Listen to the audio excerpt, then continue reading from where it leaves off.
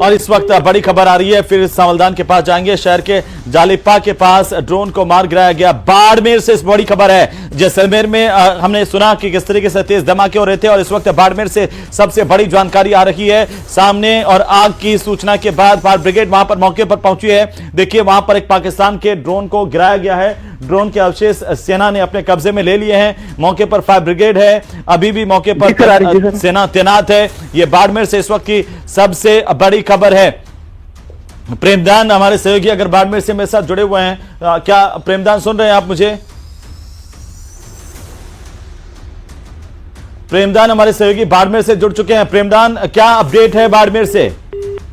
देखिए, मैं आपको बताना चाहूंगा कि जालिपा के आसपास में एक ड्रोन को मार गिराया और जिस दौरान ड्रोन को मार गिराया उसी दौरान जो चिंगारी थी उससे एक आगजनी की घटना हो गई।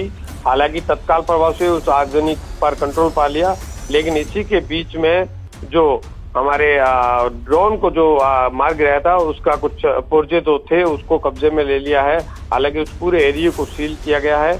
आर्मी के जो अधिकारी है, कर्मचारी है, वो पूरी तरीके से वहां पर अलर्ट मोड पे हैं। वहां किसी के आने जाने की मूवमेंट की बिल्कुल रोक लगाई गई है।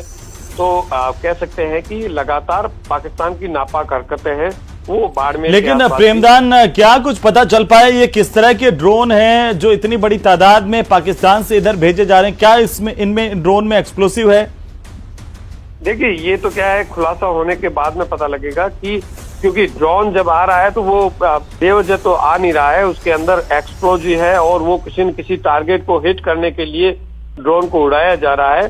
तो हम ये कह सकते हैं कि हमारी जो सेना के अधिकारी है, कर्मचारी है, वायुसेना है, वो उस ड्रोन को आसमान में मार गिरा रहे हैं। तो जो एक्सप्लोजिव या जो भी उसके साथ में चीजें हैं वो उसको वहाँ आसमान में ही उसको डिस्ट्रॉय किया जा रहा है। लेकिन बाड़मेर में क्योंकि देखिए बिना किसी एक्सप्लोजिव की आग लगने की कोई हो नहीं सकती, लेकिन आग लगी है इसका मतलब है कि कहीं न कहीं उस ड्रोन के अंदर एक्सप्लोजिव भी था और वो किसी बड़े मकसद के साथ बड़े हादसे के लिए वहां से उड़ाए गए थे। लेकिन हमारी सेना ने उसके ऊपर कंट्रोल पाया है। जी बिल्कुल, और इससे साफ जाहिर होता है कि जो जालिपा का इलाका है, देखिए ग्रामीण इलाका है और वहां पर आबादी आम लोग रहते हैं। क्या पाकिस्तान की ओर से आम लोगों को, धार्मिक स्थलों को, इनको भी टारगेट किया जा रहा है? ये तो साफ दिखता है उसकी मंशा।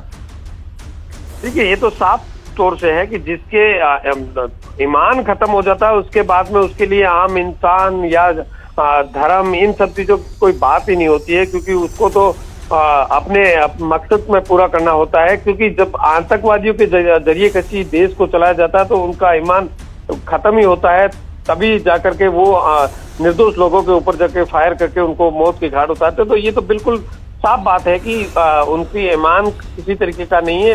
वो तो चाहते हैं कि भारत के अंदर किसी तरीके से नुकसान किया जा सके, भारत के नागरिकों को नुकसान कैसे किया जा सके, ताकि जो जनता है वो कहीं न कहीं आवाज उठाए। तो ये अपने आप में हम कह सकते हैं कि, लेकिन हमारी सेना है वो इनके हर मंसूबे को नाकामयाब किया जा रहा है और लगातार उसको मुंह तोड़ जवाब दिया जा रहा है। लेकिन इसके बावजूद देखिए उसकी नापाक हरकतें देखिए, जैसे जैसे रात गहराती जा रही है। हम शाम को ये सोच रहे थे कि आखिरकार अब शांति होगी, पाकिस्तान समझ गया होगा, लेकिन शाम हुई नहीं कि ये शुरू हुआ इसके ड्रोन्स, इसके मिसाइल अटैक और आम आवाम को, आम आबादी को टारगेट करने की मंशा इसकी सबके सामने आ गई। देखिए, साफ तौर से ये है कि जो पाकिस्तान की आर्मी है या पाकिस्तान की जो सेना है या पाकिस्तान की जो एजेंसियां हैं वो पाकिस्तान